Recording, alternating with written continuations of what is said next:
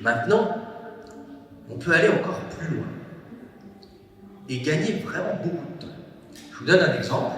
Récemment, j'ai dû rédiger un article sur la violence dans le récit du déluge. Et le problème de l'intitulé, c'est qu'il faut définir violence. Et si j'ouvre le récit du déluge, ça commence dans Genèse 6, il y a un moment où le mot violence apparaît. Si je le cherche...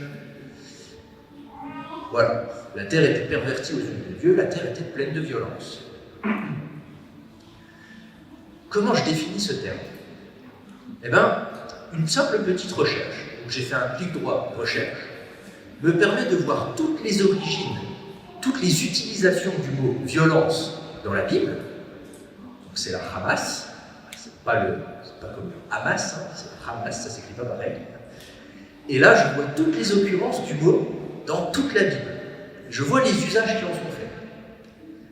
Il se trouve que ce mot-là n'est jamais employé, n'est jamais connoté positivement. J'en déduis que la violence, c'est pas juste une question d'intensité, c'est pas juste une question de force particulièrement virulente, mais que la violence, connotée bibliquement, c'est l'idée d'une injustice. Comment je peux être sûr de cette intuition? Eh bien, je lance une étude approfondie du mot. Je resélectionne violence, je fais un petit clic droit et étude de mots bibliques. Et là, c'est assez formidable parce que je peux voir comment ce mot a été traduit dans toutes les Bibles interlinéaires que j'ai. Et je peux sélectionner la Bible, par exemple, dans la NBS, toujours le même mot hébreu sous-jacent, dans ce texte c'est la Hamas. Dans la NBS, hop, je vois comment il a été traduit. Et ce qui est formidable, c'est que je peux même aller voir dans la traduction grecque de l'Ancien Testament, si je la retrouve. Alors, je ne sais pas si c'est terrible là. Oui. Qu'est-ce que je peux taper pour la retrouver? C'est la suite. Bon, je ne veux pas m'attarder, c'est pas ma bibliothèque habituelle, mais je peux voir comment les auteurs, les traducteurs de la Bible en hébreu, il y a 2000 ans, avaient choisi de traduire ce mot-là en grec. Et il se trouve que les mots qu'ils ont utilisés, donc c'est une recherche que j'avais faite il y a un petit moment, ils utilisaient des mots comme adixia, qui est vraiment la notion de injustice. Donc la violence était traduite avec cette notion d'injustice, ce qui corrobore mon intuition initiale que le mot est connoté péjorativement. Et donc, quand j'étudie la violence dans le récit du déluge, je n'étudie pas simplement l'intensité des événements, mais je vais réfléchir, ok, quelle est l'injustice, quels sont les comportements injustes qui sont dénoncés dans le récit. Et j'ai un angle d'attaque bien plus précis et une définition bien plus précise de ce mot-là. Ça, c'est ce que Logos permet de faire en un rien de temps. Je vous donne une autre anecdote. Il y a quelque temps, on m'a demandé de préparer une conférence sur les ministères dans l'Ancien Testament.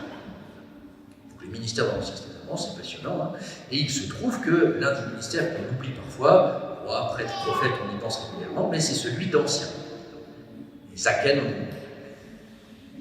Je suis tombé sur un article d'un théologien qui a écrit il y a à peu près 50 ans.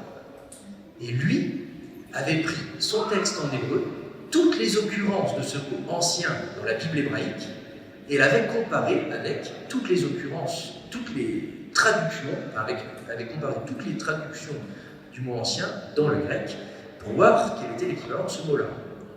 J'estime que ça lui a pris 50 heures, au moins, de comparer, donc déjà de retrouver toutes les fois où le mot ancien apparaissait dans la Bible hébraïque, et ensuite de retrouver toutes ces traductions dans la Bible hébraïque traduite en grec, la Septante, et ensuite de comparer ces traductions pour voir comment le mot était rendu.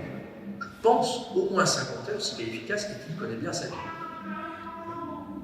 Pour vérifier son travail, ça m'a pris 2 minutes. J'ai recherché le mot ancien, j'ai trouvé toutes les occurrences dans la Bible, j'ai trouvé toutes les occurrences de la traduction dans la Septante, et j'ai regardé. Et la plupart du temps, c'est traduit par presbytéros, que l'on retrouve dans le grec aussi du Nouveau Testament. Et ça donnait presbytre, et c'est aussi comme ça qu'on traduit ancien aujourd'hui dans nos Bibles classiques. 2 minutes de boulot. Je pense que ce théologien-là, s'il avait eu Logos, aurait gagné un temps précieux. Moi, je l'ai gagné. C'est un exemple de la puissance d'utilisation de Logos. Une bibliothèque immense, des centaines de milliers de commentaires. Alors, en français, pas trop, mais qui en plus peuvent être traduits parce que l'intelligence artificielle est intégrée dedans. Donc, il y a de bons commentaires en français, de très bons commentaires en anglais qui peuvent être traduits en direct avec DeepL qui est intégré au logiciel.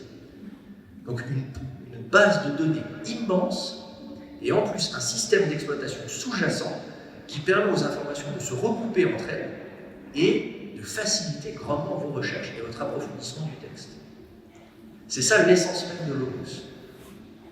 Et je laisse Thierry vous donner d'autres anecdotes encore à ce qu'on peut faire avec.